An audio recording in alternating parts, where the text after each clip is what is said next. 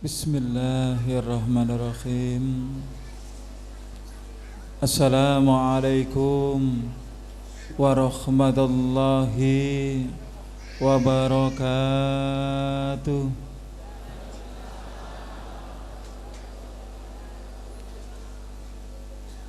Innal hamdalillah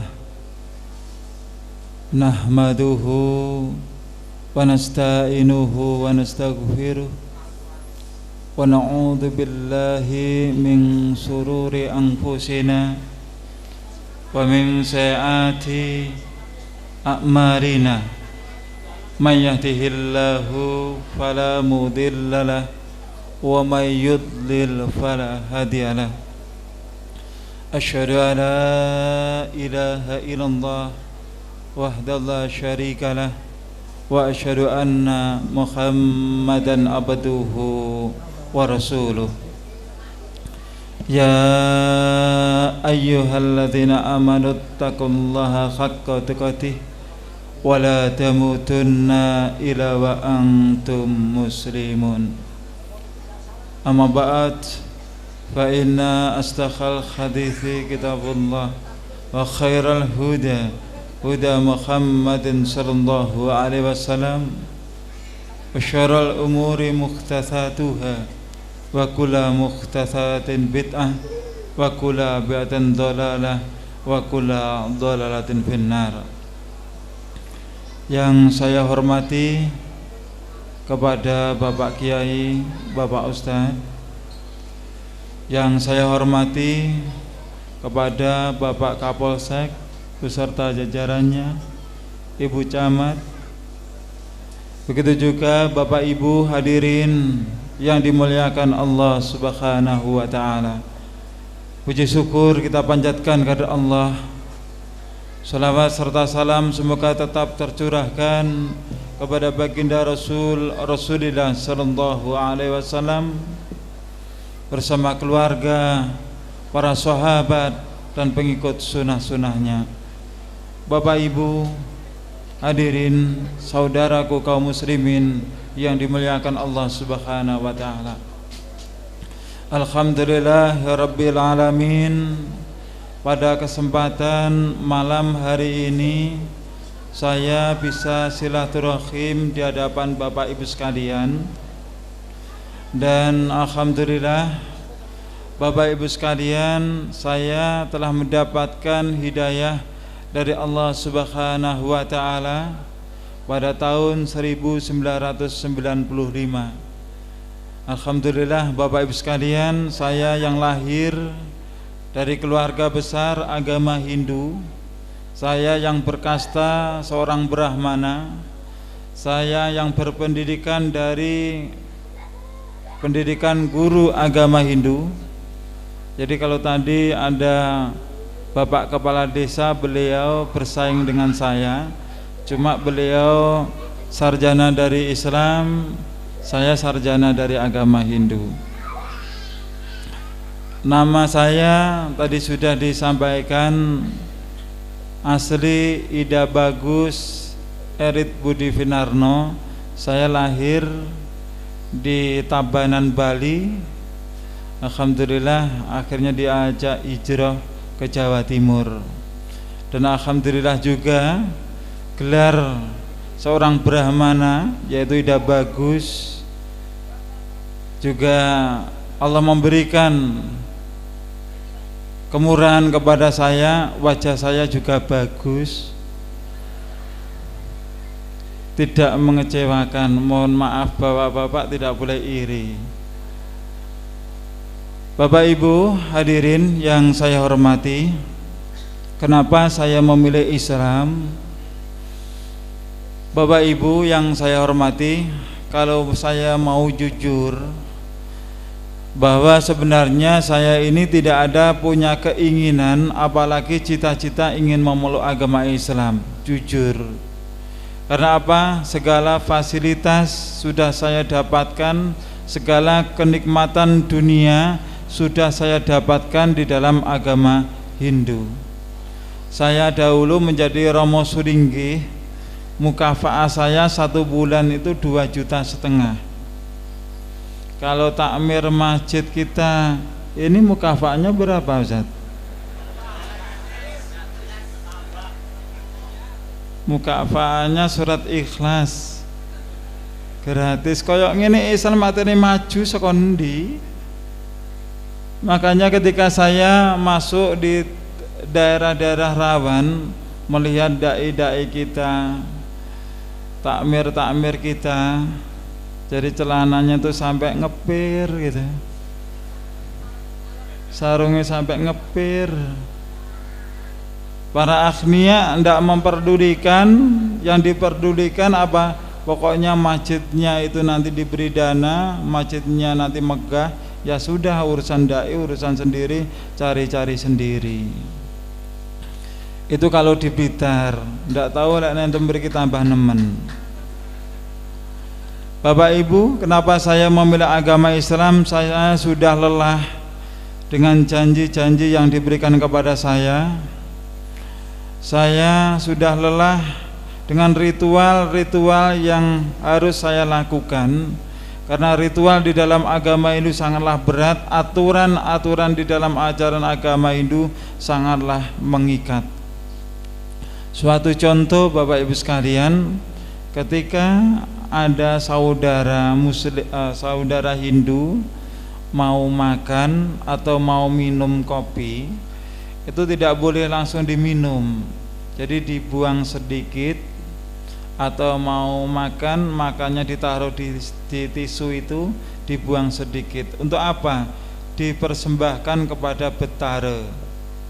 Ketika saya masuk agama Islam ditanya Betara siapa itu namanya, Betara Semut. Karena sampai detik ini tidak pernah saya temukan Betara siapa itu. Itu sampai detik ini Bapak Ibu sekalian.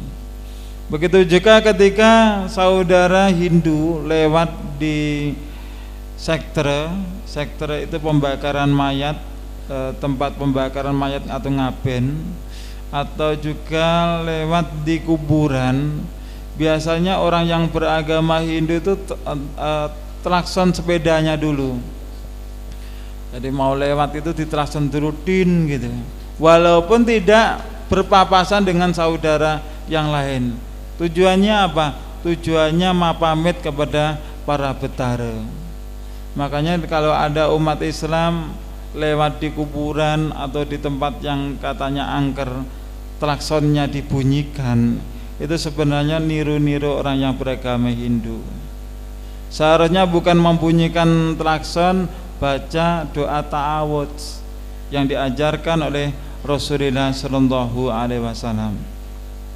Bapak Ibu sekalian yang saya hormati, pada mulanya saya mempelajari ilmu yoga samadhi, yang yoga samadhi saat ini dipimpin untuk negeri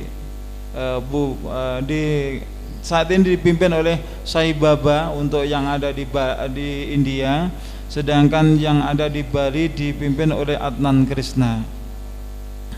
Setelah saya mempelajari yoga samadhi Bapak Ibu sekalian di Pura Mandaragiri Lumajang, ini saya bikin background di belakang ini. Inilah Pura Mandaragiri yang ada di Lumajang, pura tertua dan pura yang dijadikan kiblat oleh orang yang beragama Hindu.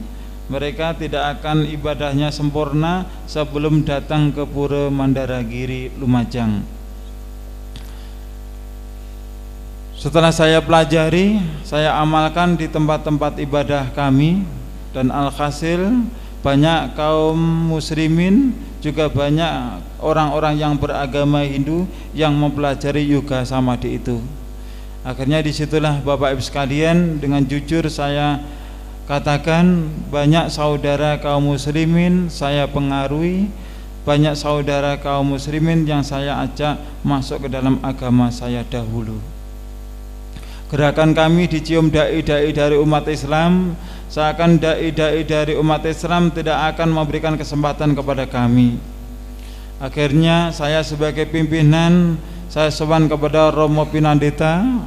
Beliau menyarankan saya untuk menyempurnakan yoga samadhi dengan mempergunakan mantra Trayambakam.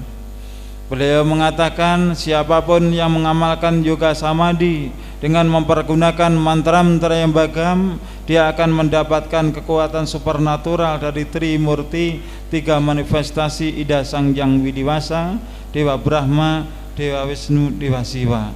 Dengan catatan harus berpuasa selama 7 hari 7 malam. Saya terima Bapak Ibu, Ayah Bunda yang saya hormati, persyaratan dari Pinandeta saya pulang sampai di rumah, saya minta doa restu dari ayah ibu saya. Setelah saya diberi restu, pada hari berikutnya saya lakukan persemadian itu. Di hari yang pertama terus saya baca mantra-mantra yang bagam. Hari yang pertama, kedua, hari yang ketiga terus saya baca mantra-mantra yang bagam. Di saat hari yang ketiga, Bapak Ibu sekalian, saya diuji Tuhan. Pada malam hari itu saya diuji Tuhan, datanglah ribuan nyamuk. Yang nyamuk itu seakan-akan mau menggigit, mau menghisap darah saya. Saya bacakan mantra-mantra yang bagam, nyamuk itu hilang. Hari yang keempat, hari yang kelima, terus saya baca mantra-mantra yang bagam, Bapak Ibu sekalian. Di malam hari yang kelima saya juga diuji Tuhan. Kenapa saya katakan saya diuji Tuhan? Karena pada malam hari itu saya benar-benar mencari Tuhan saya. Pada malam hari itu benar-benar saya ingin menemui dewa-dewa saya. Di malam hari yang kelima saya diuji Tuhan, datanglah bau busuk yang timbul dari tubuh saya. Saya bacakan mantra-mantra yang bagam, bau busuk itu hilang. Yakin, mantap di dalam hati saya bahwa kekuatan yang bisa mencapai supernatural Trimurti adalah mantra-mantra yang bagam. Semakin semangat saya, semangat berkobar-kobar di dalam hati saya. Hari yang kelima, hari yang keenam, terus saya baca mantra-mantra yang bagam. Hari yang ketujuh, mungkin Bapak Ibu sekalian akan bertanya-tanya kepada saya, yang menjadi kesaksian Anda itu mimpi atau kenyataan? Karena banyak orang memberikan kesaksian, begitu hebohnya kesaksiannya, ternyata cuma mimpi. Perlu Bapak Ibu ketahui, bagi orang yang berkasta Brahmana, bagi orang yang berasal dari agama Hindu, kalau dia berkasta Brahmana dan dia sebagai tokoh di dalam agama Hindu, apabila dia bersemadi, apabila dia tertidur, maka hukumnya batal. Apabila dia keluar dari tempat persemadian, hukumnya batal.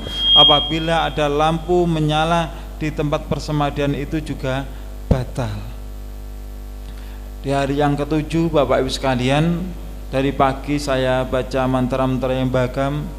Pagi, siang, malam, jam 11 malam itu saya merasakan berdebar-debar di dalam hati saya.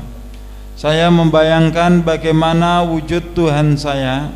Saya membayangkan bagaimana bisa sungkem kepada dewa-dewa saya.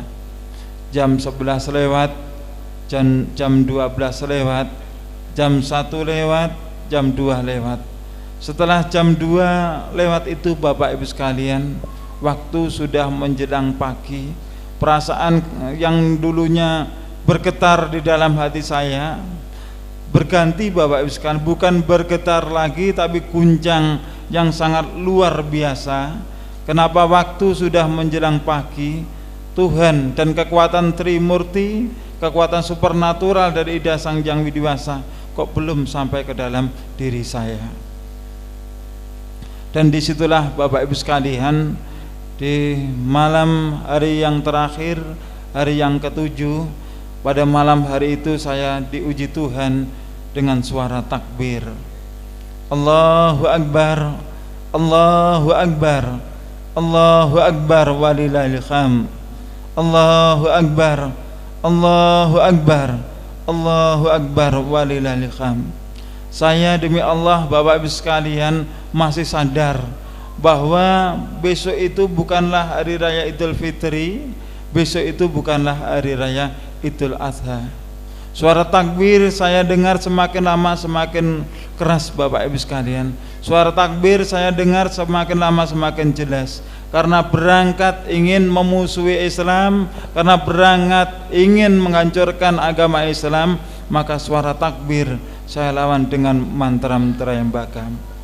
Apa yang terjadi Bapak Ibu sekalian? Suara takbir saya lawan dengan mantra-mantra yang bakam bukan hilang Bapak Ibu sekalian. Suara takbir semakin lama semakin kuat, suara takbir semakin lama semakin jelas. Apakah saya sudah tunduk dengan suara takbir itu? Apakah saya sudah bisa menerima din agama Islam sebagai agama saya? Belum Bapak Ibu sekalian. Kesombongan masih ada di dalam hati saya. Pagi hari dengan perasaan kecewa saya batalkan ritual itu. Siang hari saya sudah mampu untuk makan Bapak Ibu sekalian, walaupun hanya beberapa sendok. Sore hari saya ke rumah bibi saya. Kebetulan bibi saya sudah masuk Islam karena dinikahi saudara muslim. Saya di rumah beliau. Saya menemukan di ruang tamu itu, saya menemukan buku pasolatan. Saya buka buku pasolatan itu. Saya di lembar pertama menemukan tulisan kabirau alhamdulillah katsira wa subhanallahi bukrata wa asila. Saya tidak membaca tulisan Arabnya, tapi saya membaca artinya, bahwa artinya maha besar Allah, maha suci Allah sepanjang pagi dan petang. Saya baca artinya gemetar di dalam hati saya, sampai keluarlah keringat dingin saya. Saya terheran-heran Bapak Ibu sekalian, kenapa bacaan yang seperti ini saya baca timbul kekuatan yang sangat luar biasa, dan Islam saat itu saya rasakan benar-benar luar biasa. Saya rasakan di dalam hati saya bahwa Islam sangatlah sejuk, Islam begitu nikmat dan damai dan bahagia. Dan akhirnya disitulah Bapak Ibu sekalian saya bisa menyimpulkan apakah suara takbir tadi malam itu pertanda saya harus masuk agama Islam. Niat kuat ingin memeluk agama Islam Bapak Ibu sekalian. Saya akhirnya berpamitan bibi saya, tapi tidak pulang. Saya ke rumah salah seorang ustadz. Akhirnya saya sampaikan kepada beliau bagaimana supaya saya ini bisa memeluk agama Islam. Dan akhirnya disitulah Bapak Ibu sekalian saya disyahadatkan asyhadu alla ilaha illallah wa asyhadu anna muhammadar rasulullah. Beliau berpesan kepada saya, antum sekarang sudah muslim, syaratnya orang muslim harus sholat dan antum harus mengamalkannya. Ini ada buku pasolatan, kamu pelajari dan kamu harus menjalankan sholat 5 waktu. Saya bawa Bapak Ibu sekalian buku pasolatan itu sampai di rumah. Pada malam hari itu saya hafalkan gerakannya. Pagi hari saya lakukan sholat subuh yang perdana, tapi tidak sama dengan Bapak Ibu sekalian. Saya takbiratul ikram, Allahu Akbar, baca bismillahirrahmanirrahim. Saya ruku, baca bismillahirrahmanirrahim. Saya sujud, baca bismillahirrahmanirrahim. Alhamdulillah Bapak Ibu sekalian, hidayah benar-benar diberikan kepada saya. Walaupun saya cuma membaca basmalah, sholat saya istiqomah. Saya sholat dengan sembunyi-sembunyi Bapak Ibu sekalian. Dan akhirnya sesuatu yang sudah saya bayangkan, sesuatu yang sudah saya khawatirkan, akhirnya kejadian juga. Jadi pada saat itu kejadiannya saya sedang sholat asar. Saya biasanya itu saya sholat di dalam, pintu itu saya tutup, terus saya kunci dari dalam. Namun pada saat itu saya lupa untuk menutupnya Bapak Ibu sekalian. Saya sedang sholat, lewatlah ayah saya. Saya masih teringat dengan jelas Bapak Ibu sekalian bahwa di dalam sholat saya, sholat asar saya itu, saya tidak merasakan khusyuk lagi. Saya membayangkan apa yang terjadi kalau sampai tahu bahwa saya ini sudah memeluk agama Islam. Benar Bapak Ibu sekalian, seusai sholat ayah saya langsung bertanya, kamu sekarang sudah beragama Islam ya? Karena sudah ketahuan, saya jawab dengan jujur, iya ayah, saya sudah memeluk agama Islam.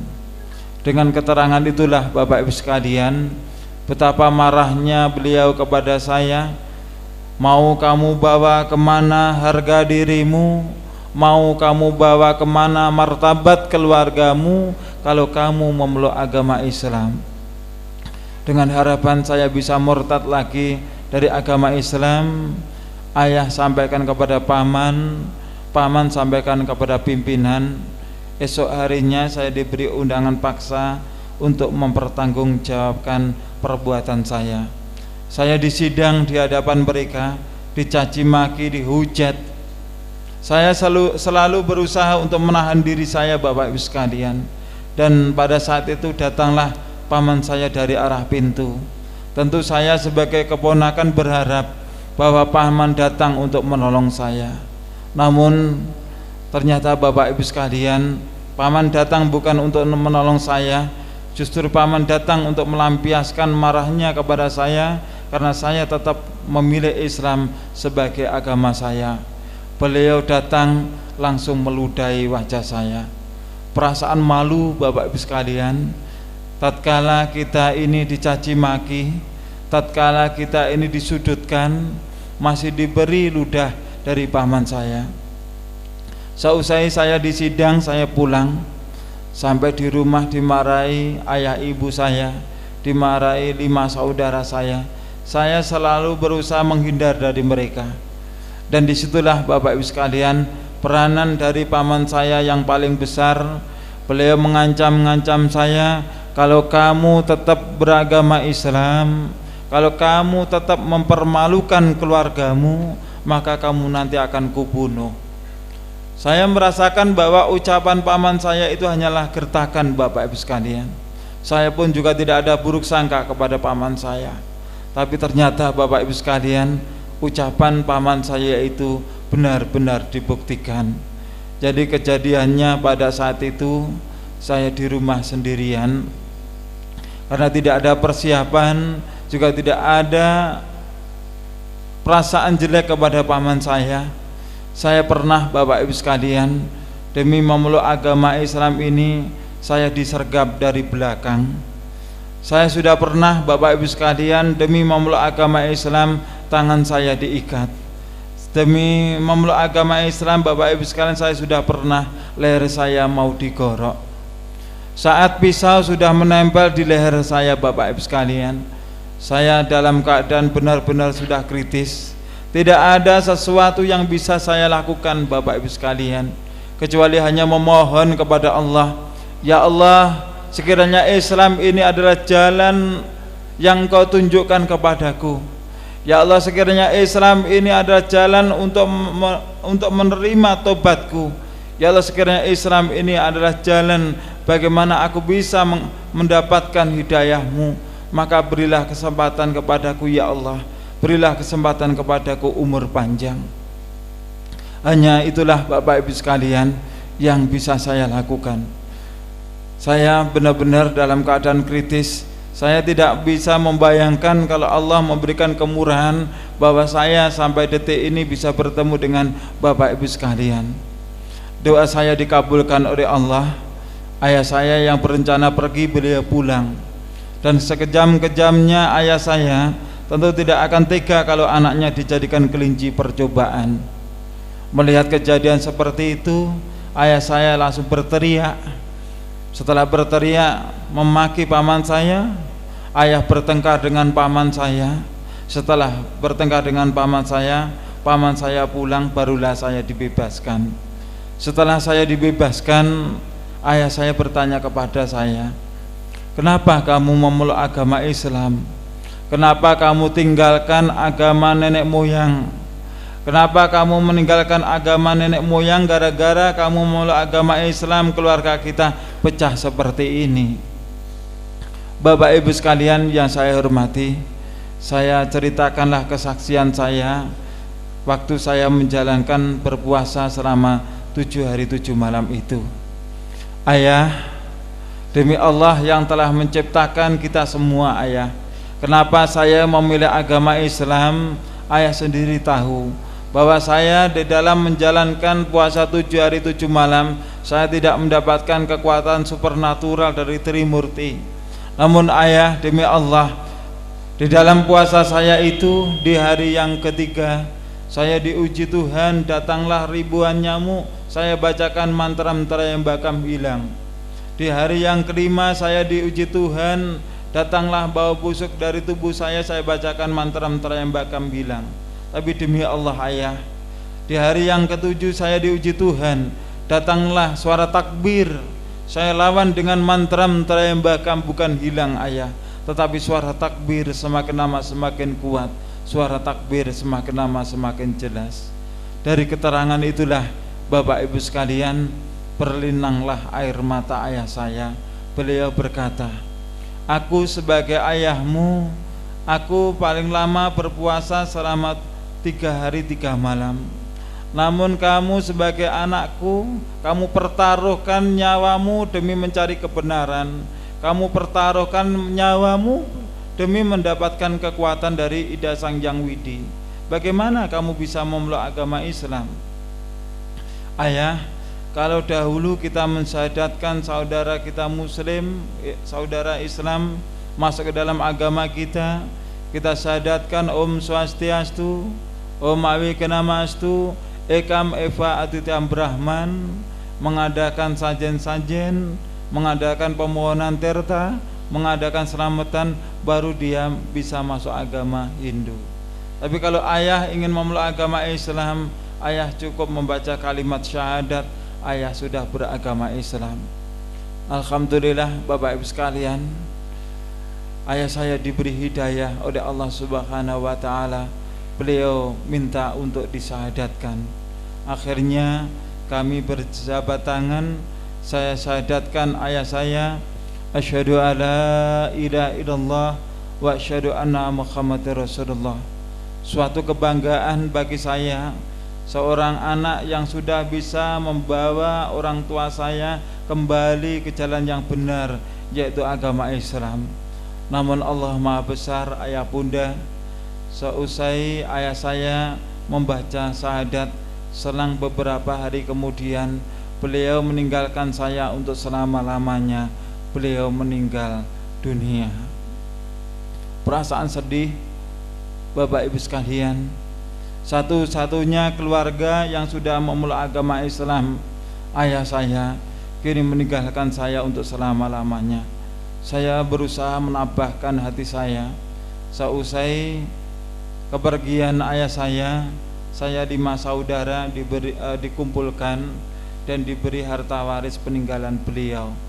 Setelah harta waris sudah saya terima, saran dari ustadz yang telah mensyahadatkan saya supaya harta waris itu dijual dan ditabungkan di ONH. Alhamdulillah, tahun 1995 saya memeluk agama Islam. Tahun 1996 saya dipanggil oleh Allah untuk menunaikan ibadah haji ke Mekah Al-Mukarramah. Di hadapan Baitullah saya memohon kepada Allah, ya Allah, ampunilah dosa ayahku, ya Allah, ampunilah dosa ibuku, ya Allah, ampunilah dosa saudara-saudaraku. Berilah hidayah kepada mereka ya Allah, panggillah mereka ke jalan-Mu, panggillah mereka dalam agama Islam ya Allah. Alhamdulillah Bapak Ibu sekalian, doa saya juga dikabulkan oleh Allah. Sepulang haji, akhirnya disusul kemudian ibu saya memeluk agama Islam. Begitu juga berturut-turut 5 saudara saya yang dulu beragama Hindu kini sudah memeluk agama Islam. Jadi kami semua dari keluarga besar agama Hindu kini sekarang sudah menjadi keluarga besar agama Islam. Di kesempatan malam yang sangat berbahagia ini, saya minta doa restu dari Bapak Ibu sekalian, semoga keislaman keluarga kami diterima oleh Allah Subhanahu wa taala. Bapak Ibu hadirin yang saya hormati, itulah kesaksian saya kenapa saya memeluk agama Islam. Dan saya juga membawa berita gembira Bapak Ibu sekalian, meliputi dari Pusung Dhuwur, Argosari Krajan, Bangkalan Puncak, Ranupane, Cepokoayu, Wonoayu. Alhamdulillah dalam kurun waktu 5 tahun ini kita sudah bisa mensyahadatkan saudara kita yang berasal dari agama Hindu sebanyak 365 yang berasal dari agama Hindu memeluk agama Islam. Ini pensyahadatan di tahun kemarin bersama Bapak Wakil Bupati Lumajang. Bapak Ibu sekalian yang saya hormati, saat saya membawa saudara saya yang berasal dari agama Hindu masuk agama Islam, saya mendapatkan beberapa kemudahan ketika saya berhadapan dengan mereka dari kalangan menengah ke bawah. Tapi saya justru sekarang merasakan berat ketika saya mengislamkan orang Islam. Jadi saya membawa orang Hindu masuk agama Islam, saya mendapatkan kemudahan, namun saya benar-benar merasa kesulitan ketika mengislamkan orang yang beragama Islam. Halo? Halo? Loh, apakah orang yang beragama Islam ini harus disyahadatkan kembali? Bukan itu yang saya maksud Bapak Ibu sekalian, tapi mengajak kembali ke jalan yang benar, yaitu Al-Quran dan sabda Rasulullah Sallallahu Alaihi Wasallam. Tapi Bapak Ibu sekalian, ketika saya berhadapan dengan tokoh-tokoh dari agama Hindu, saya pun juga mendapatkan kesulitan.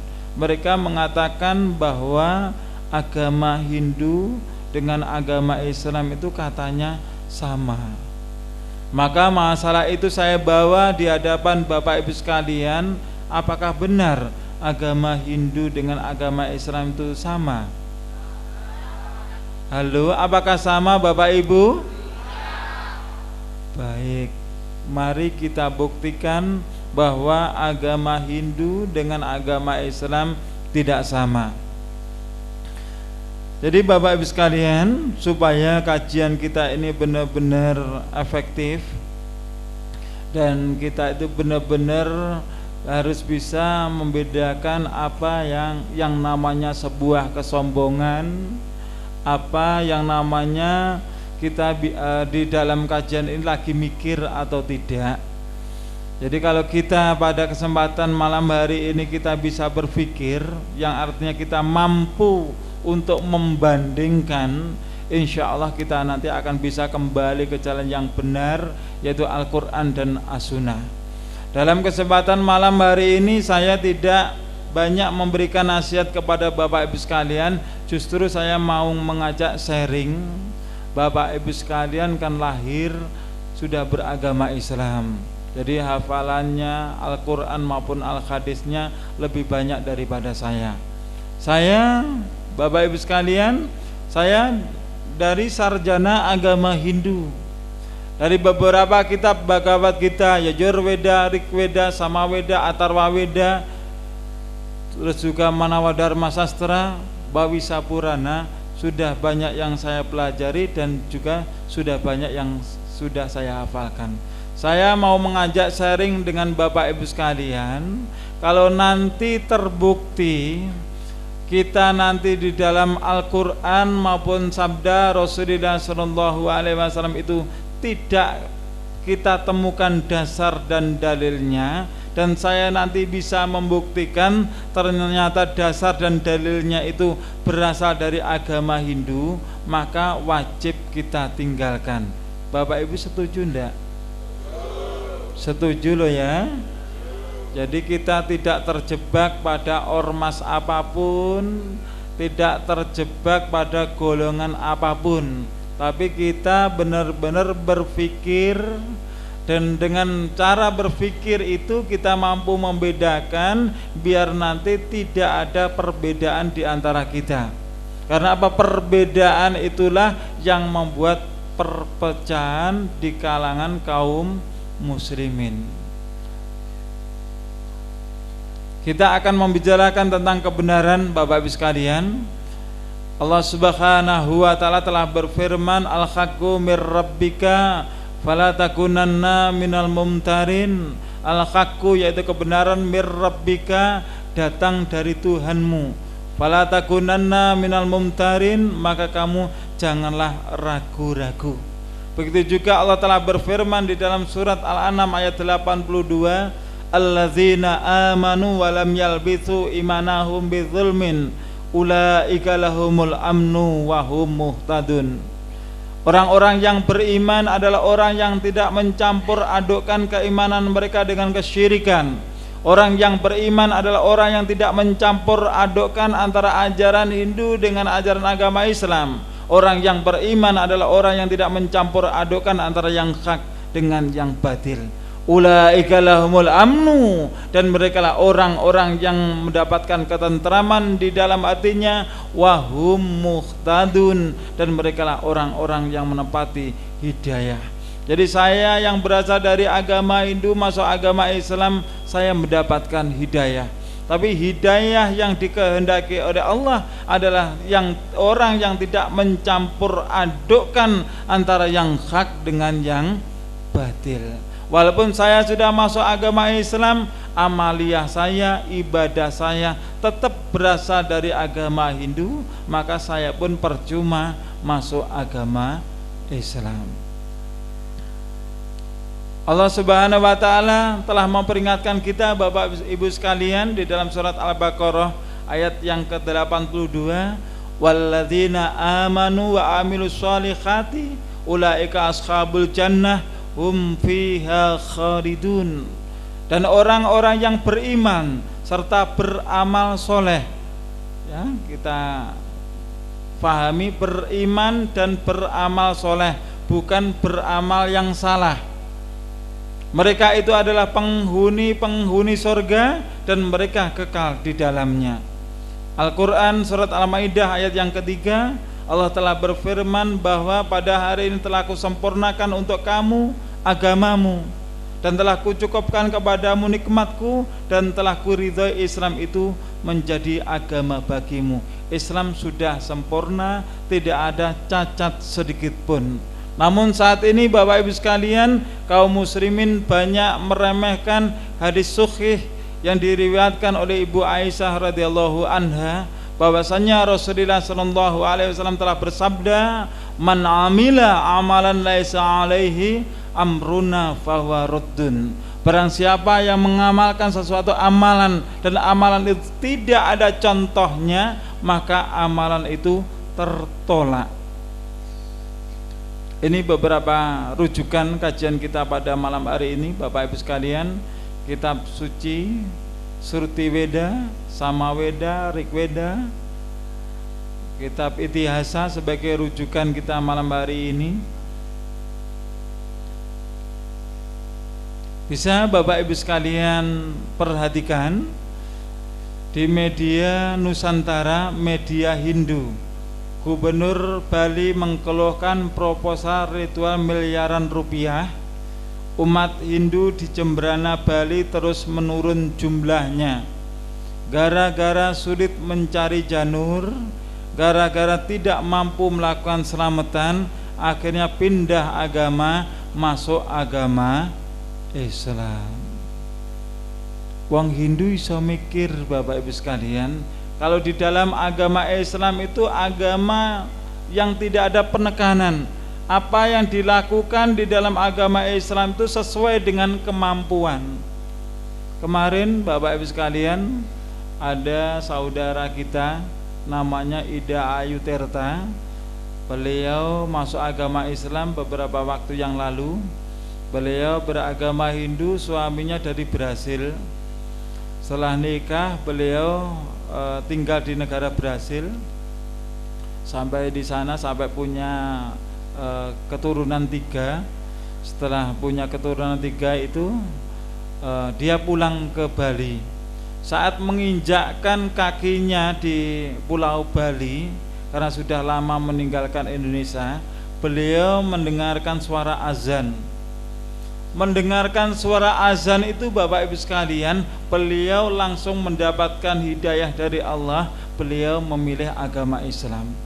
Suaminya marah-marah, kalau kamu ingin pindah agama, boleh ke Kristen atau ke Katolik atau ke Buddha, tapi jangan masuk agama Islam. Itu suaminya. Tapi apa yang beliau lakukan? Saya tetap memilih agama Islam. Kalau sampean tetap memilih agama Islam, sampean tak cerai, sampean tak beri harta secuil pun dari rumah tangga ini. Beliau tetap memilih agama Islam. Luar biasa Bapak Ibu sekalian. Bahkan di sini diterangkan budaya Jawa hanya tinggal sejarah bila orang Jawa keluar dari agama Hindu. Agama Hindu adalah agama misi. Misinya yaitu mempengaruhi. Misinya adalah berusaha mencampur adukkan antara tradisi dengan ajaran agama Islam.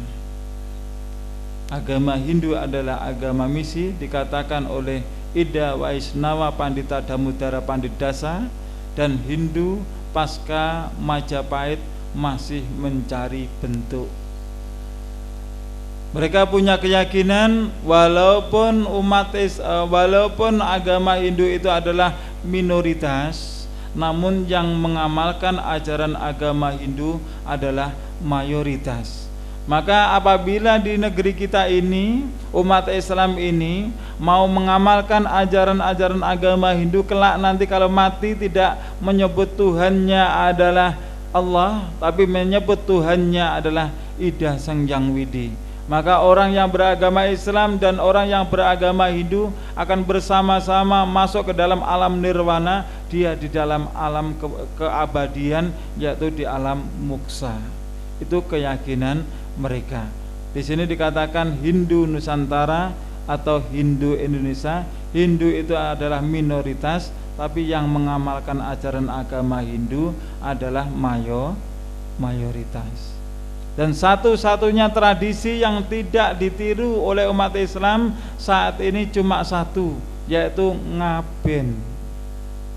Jadi ketika ada saudaranya, ketika ada orang tuanya itu mau dibakar, umat Islam mikir, lu wong tuaku lek dibakar lak mesak nota. Ya satu ini yang tidak ditiru. Pertanyaan yang pertama, garba wedana.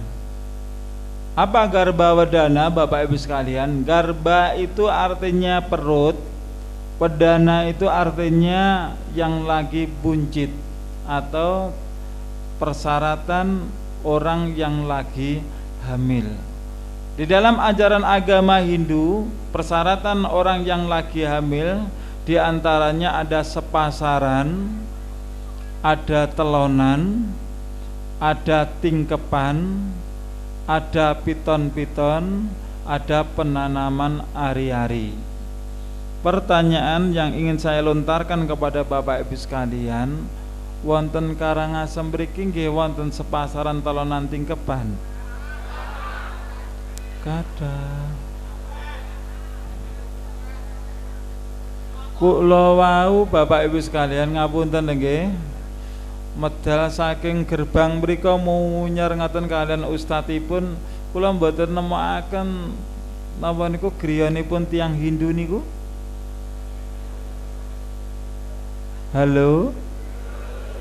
Lah sing pundi tiyang Hindu enten mriki? Mboten wonten. Lah sing ngamalne telonan sepasaran tingkepan tiyang agaminipun apa? Astagfirullahaladzim, banter bisa nemuni. Setunggal pertanyaan kalau lontarakan datang panjenengan Bapak Ibu sekalian. Hidayah niku kan datang tiba-tiba tuh. Hidayah itu tidak perlu waktu yang lama. Dan jenengan niki mengke saged ndamel kecerdasan jenengan benturkan kepada Al-Qur'an dan As-Sunnah, maka jenengan damel ngaten insyaallah jenengan mendapatkan hidayah. Jenengan pun nemokaken dasar dan dalilnya sepasaran telonan tingkepan piton-piton. Ayo pun nemokaken dasaripun. Dereng. Jujur tiang Karangasem manjane. Niki lho Pak Kapolsek, luar biasa warga panjenengan jujur. Terus jenengan nglampahi sepasaran telonan tingkepan niku tujuan panjenengan apa? Melu mbae. Mbah sinten naminipun? Mbah Buyut. Terus Mbah Paijo. Wonten Mbah Surat wonten mriki napa mboten niki? Wonten Al-Qur'an, wonten surat Al-Baqarah ayat ingkang 170. Allah Subhanahu wa taala paring dawuh, wa idza qila lahum muttabi'u ma anzarallah qalu bal nattabi'u ma alfaina alaihi aba'ana aw kana aba'um la yaqiluna syai'a wa la yahtadun. Juga di dalam surat Al-Maidah ayat yang ke-104. Dan apabila dikatakan kepada mereka, ikutilah yang diturunkan oleh Allah, maka mereka menjawab, tidak, kami hanya mengikuti mbah-mbah kami hanya mengikuti nenek-nenek moyang kami. Alukana abaum la yaqiluna syai'a wa la yahtadun. Walaupun orang tuamu, nenek moyangmu itu tidak mengetahui dan tidak mendapatkan petunjuk. Halo. Di dalam acara sepasaran telonan tingkepan piton penanaman hari-hari, kula namung cerita mawon nggih. Jenengan ndak usah ketika saya memberikan kesaksian jenengan damel emosi mboten. Ngaji niku emosi mboten pareng, Pak. Ngaji kok emosi. Tapi kita pergunakan hati mata hati kita ini untuk menerima sebuah kebenaran. Bahwa kebenaran itu mutlak dari Allah, kebenaran itu hanya dari Al-Quran dan sabda Rasulullah Shallallahu Alaihi Wasallam. Sepasaran telonan tingkepan di dalam ajaran agama Hindu itu yang paling disakralkan diantaranya ini adalah waktu tingkepan. Tingkepan itu orang yang lagi hamil di usia yang ke-7 bulan. Wonten mriki 7 bulan ngaten? Astagfirullahaladzim. Biasanya Bapak Ibu sekalian di acara tingkepan ini di dalam ajaran agama Hindu biasanya dibacakan doa-doa, terutama dari kitab Yajurveda, dari kitab Manawa Dharma Sastra Weda Semerti. Tujuannya apa? Kalau dibacakan doa-doa dari kitab Weda, kelak kalau anak itu lahir diberikan keselamatan, anaknya lahir nanti tampan kayak Dewa Brahma. Kalau nanti dibacakan ayat-ayat dari kitab Weda supaya nanti lahir selamat, juga kalau diberi karuniai perempuan maka lahir cantik kayak Ibu Saraswati. Itu tujuannya. Namun setelah saya muslim Bapak Ibu sekalian, saya juga sering menemukan acara-acara ritual tingkepan di kalangan muslimin. Juga dibacakan doa-doa, dibacakan ayat-ayat dari Al-Quran. Di antaranya dibacakan surat Yusuf supaya nanti lahir tampan seperti Nabi Yusuf. Dibacakan surat Maryam supaya nanti lahir cantik kayak Ibu Maryam. Tidak dibacakan surat Al-Baqarah supaya lahir tidak seperti sapi. Wonten mriki nggih dibacane ngoten nggih wonten. Wonten.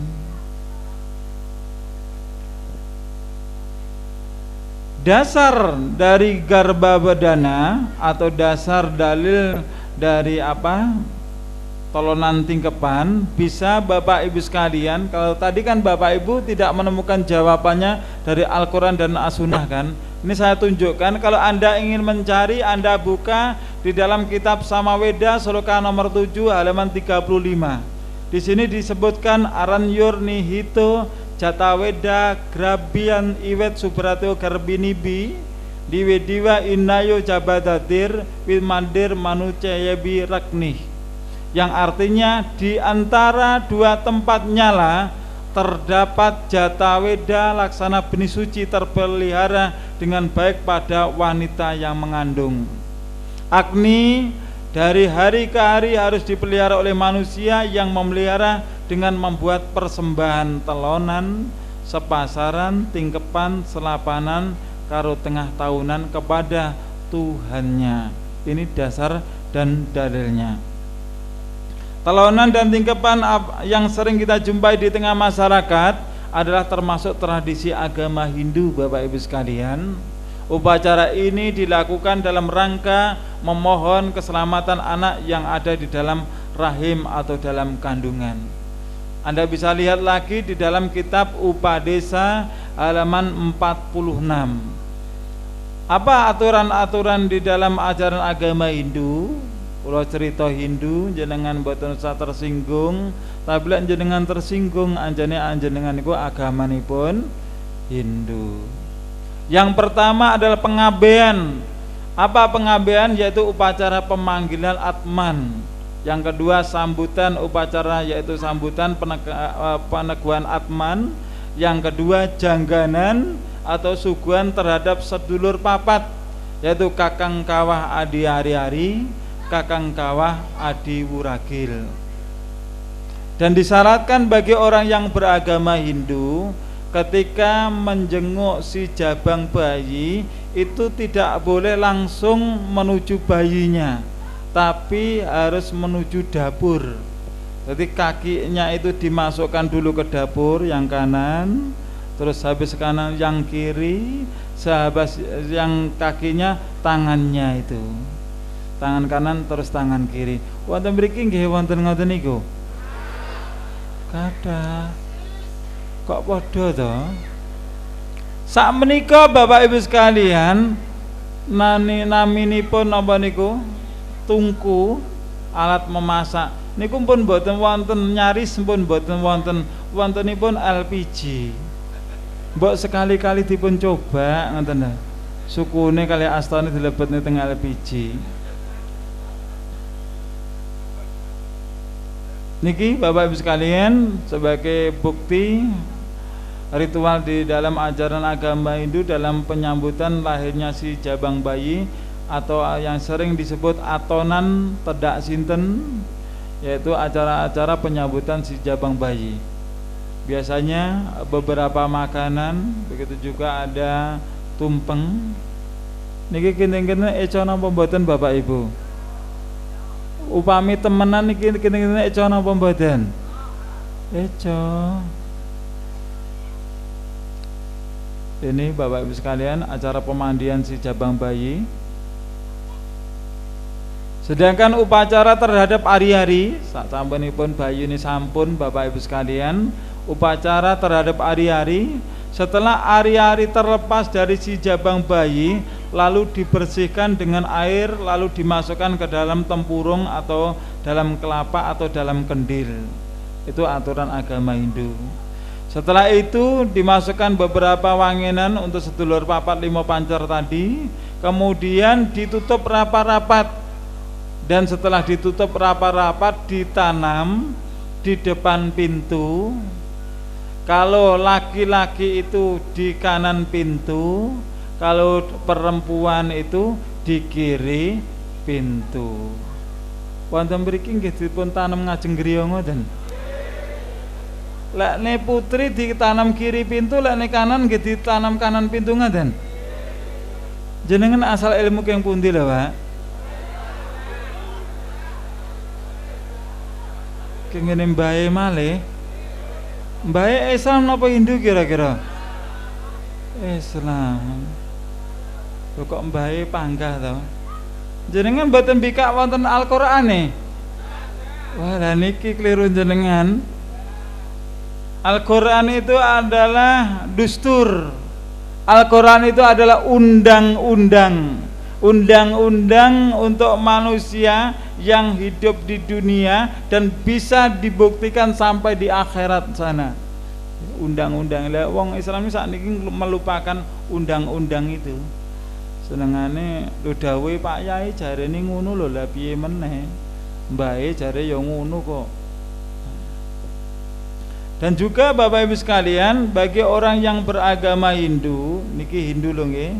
Lah nek ibuke nembe maringi mimik ngoten nika, bekas air susunya juga disiramkan di atas ari-arinya. Begitu juga sehabis memandikan, biasanya air untuk memandikan itu juga disiramkan di atas ari-arinya. Begitu juga bagi orang yang beragama Hindu, karena ari-ari itu tempat bersemayamnya sedulur papat lima pancer, maka ari-ari itu bagi orang yang beragama Hindu pada saat malam hari diberi lampu. Wonten mriki nggih dipun paringi lampu? Lho kok padha malih to, Pak? Niki penanaman ari-ari lek wonten Bali Bapak Ibu sekalian dipun paringi lampu. Dan niki beberapa persyaratan dalam ritual itu. Ini kalau penanaman ari-ari memakai kendil kalau di Jawa. Nah ini, jadi kalau di kampung-kampung Bapak Ibu sekalian, kalau di kampung-kampung itu diberi lampu lentera itu. Tapi di kota tidak ada lampu lentera malahan. Karena apa, minyak tanah sudah sulit, tidak diberi lampu lentera, tapi diberi lampu listrik. Luwih canggih.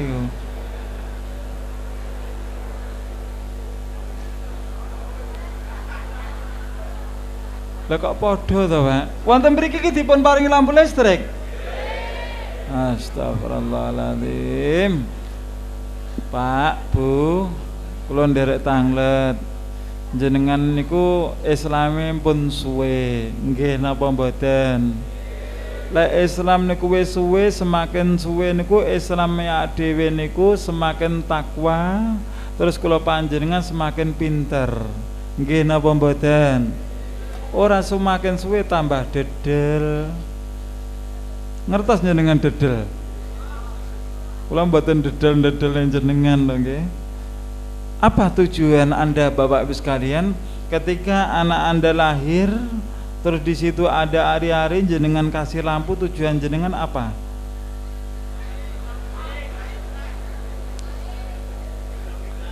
Tujuannya apa? Ustadku kekel-kekel gak iso ngomong malah kudu guyu tok. Apa tujuan panjenengan? Jenengan kan mengikuti mbah-mbahe ya sudah niku tujuan apa? Karena jenengan ikut mbah-mbahe. Wis mun kula tampi. Terus tujuan jenengan ki ambak kok jenengan kasih lampu, tujuan jenengan apa? Padang. Yang harus terang itu ruangan bayi, ruangan tamu atau ruangan ari-ari? Ayo. Sing seharusnya terang itu rumah kita, kamarnya bayi, atau tempatnya ari-ari? Masa semuanya? Salah sitak Pak Saman Pele. Nah, kalau Hindu bagaimana Pak? Jadi Bapak Ibu sekalian, Hindu meyakini bahwa ari-ari tadi sudah saya sampaikan ada sedulur papat lima pancer. Dari para dewa yang turun dari alam nirwana itu, ketika dia turun ke alam dunia, dia tidak langsung menemui bayinya, tapi dia langsung menemui ari-arinya. Karena ari-ari itu ada hubungan dengan si jabang bayi. Karena para dewa itu turunnya itu malam hari, Bapak Ibu sekalian. Malam hari kan gelap toh Pak. Timbangane napa niku goleki ari-ari angel, enten mriku niku dipun paringi lampu. Mergane dewane gak nggawa senter ngono lho Pak, ngerti ya sampean niku.